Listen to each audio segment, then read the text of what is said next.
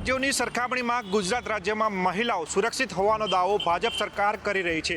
જોકે આ દાવાથી વિપરીત પ્રકારના બોર્ડ અમદાવાદ શહેરમાં લાગ્યા છે, જેમાં સ્પષ્ટપણે લખવામાં આવ્યું છે કે રાતની પાર્ટીઓમાં જવાનું નહીં, રેપ અથવા ગેંગરેપ થઈ શકે છે। આ પ્રકારના બોર્ડ અમદાવાદ શહેર ટ્રાફિક પોલીસ દ્વારા સ્પોન્સર કરવામાં આવ્યા છે અને અલગ અલગ વિસ્તારોમાં લગાવવામાં આવ્યા છે। આ પ્રકારના બોર્ડ અમદાવાદમાં જ્યારે લાગ્યા હતા ત્યારે આમ આદમી પાર્ટીના પ્રવક્તાએ સવાલ ઉઠાવ્યા હતા કે જે ભારતીય જનતા પાર્ટી મહિલાઓ સુરક્ષિત હોવાના દાવા કરી રહી છે, તો અમદાવાદમાં આ પ્રકારના બોર્ડ શા માટે લગાવવામાં આવે છે। તેમણે એ પણ આક્ષેપ કર્યા કે છેલ્લા 3 વર્ષમાં 6000થી વધુ રેપના બનાવ ગુજરાત રાજ્યમાં બન્યા છે, ત્યારે આ પ્રકારના બોર્ડ ભાજપ સરકાર દ્વારા જે દાવો કરવામાં આવ્યો છે તે દાવો ખોટો હોવાની સાબિતી આપી રહ્યા છે। આ સાથે જ એ પણ સવાલ ઉઠાવી રહ્યા છે કે શું ખરેખર ગુજરાતમાં મહિલાઓ સુરક્ષિત છે ખરી?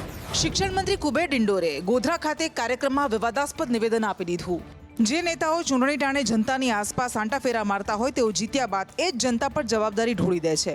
ખુદ સરકારમાં બેઠેલા મંત્રી કુબેર ડિંડોરે એક જાહેર કાર્યક્રમમાં સમસ્યાના નિવારણની જવાબદારી નાગરિકો પર ઢોળી દેતા કહ્યું કે નાગરિક ધર્મ ક્યાં જતો રહ્યો છે?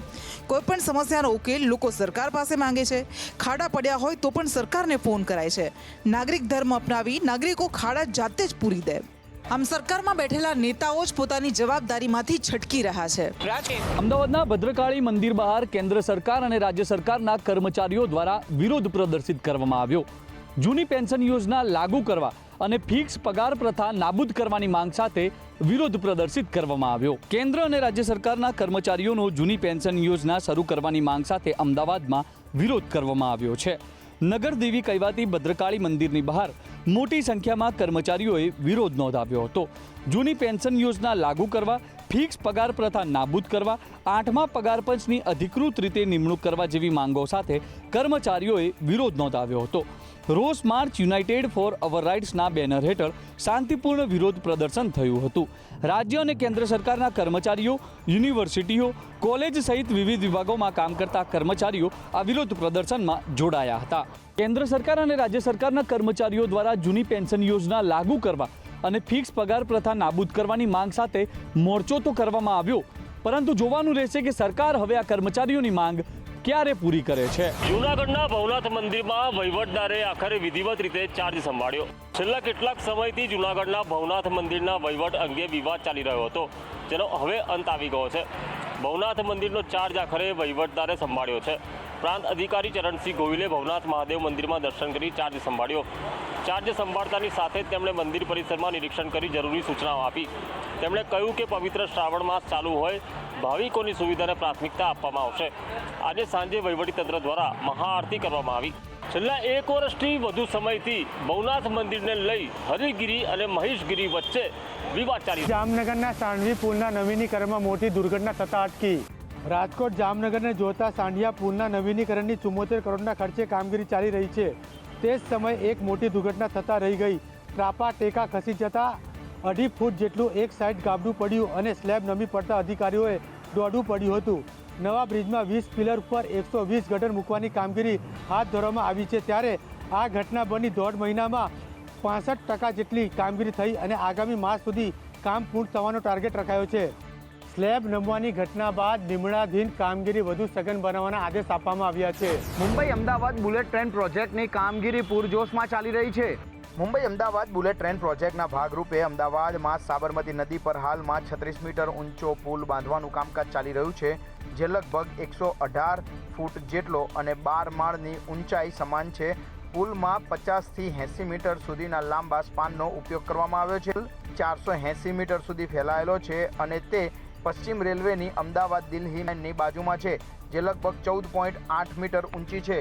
પુલ તે ડિઝાઇનમાં આવ્યો છે જેથી કરીને સાબરમતી નદીને ઓછામાં ઓછી અસર પડે। નકલીની હારમાળા વચ્ચે હવે સુરતમાં ડુપ્લિકેટ શેમ્પૂ બનાવતું કારખાનું ઝડપાયું છે। સુરતમાં બ્રાન્ડેડ કંપનીના શેમ્પૂનું ડુપ્લિકેશન ઝડપાયું। કામરેજમાં નવાગામ ઇન્ડસ્ટ્રીયલ વિસ્તારમાં પીએનજી કંપનીના હેડ એન્ડ શોલ્ડર્સ તેમજ પેન્ટીન શેમ્પૂના ડુપ્લિકેટ શેમ્પૂ બનાવતું કારખાનું ધમધમતું હતું, જ્યાં ડુપ્લિકેટ શેમ્પૂ બોટલ પર બ્રાન્ડેડ કંપનીના સ્ટીકર લગાડી ફ્લિપકાર્ટ, ઓનલાઈન તેમજ રિટેલ હોલસેલ વેચાણ કરાતું। પોલીસે કુલ 49 લાખથી વધુનો મુદ્દામાલ કબજે કર્યો અને હેડ એન્ડ શોલ્ડર્સ 4115 નંગ બોટલ, પેન્ટીન કંપની 50 નંગ ડુપ્લિકેટ બોટલ ઝડપી પાડી છે।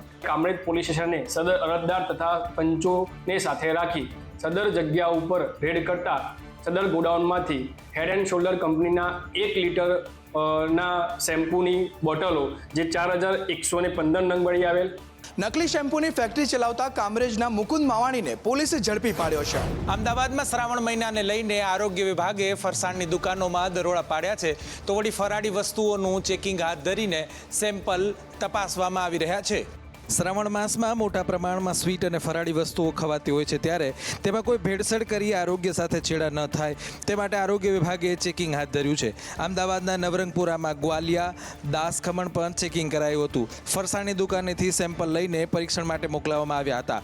શ્રાવણ માસમાં મોટા પ્રમાણમાં સ્વીટ અને ફરાળી વસ્તુઓ ખવાતી હોય છે અને ત્યારે એમાં અખાદ્ય કે વાસી વસ્તુઓ પીરસી લોકોના આરોગ્ય સાથે ચેડા પણ કરાતા હોય છે.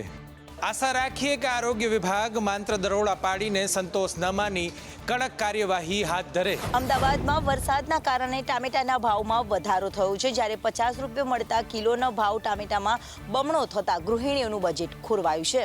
રાજ્યમાં છેલ્લા ઘણા દિવસોથી રાજ્યમાં વરસાદ વરસી રહ્યો છે ત્યારે વરસાદને કારણે લોકોને મોંઘવારીનો માર સહન કરવો પડે છે. વરસાદના કારણે શાકભાજીની આવકમાં ઘટાડો થયો છે જેને લઈને અનેક શાકભાજીના ભાવમાં વધારો જોવા મળ્યો છે. મોટાભાગના શાકભાજીના ભાવમાં વધારો થયો છે. અન્ય રાજ્યમાંથી આવતા ટામેટાની આવક સંપૂર્ણ બંધ થઈ છે તો 50 રૂપિયા કિલો મળતા ટામેટાના ભાવ બમણા થઈ ગયા છે. રિટેલમાં કિલોના ટામેટાનો ભાવ વધીને 100 થી 120 રૂપિયા થયો છે તો અન્ય શાકભાજીના ભાવમાં પણ કિલો દીઠ 10 થી 15 રૂપિયાનો વધારો થયો છે. અમદાવાદમાં ટામેટાના ભાવમાં વરસાદના કારણે વધારો થયો છે. બમણો ભાવ ₹50 કિલોએ મળતા ટામેટાના ભાવ બમણા થતા લોકોએ હાલાકીનો સામનો કરવાનો વારો આવ્યો છે.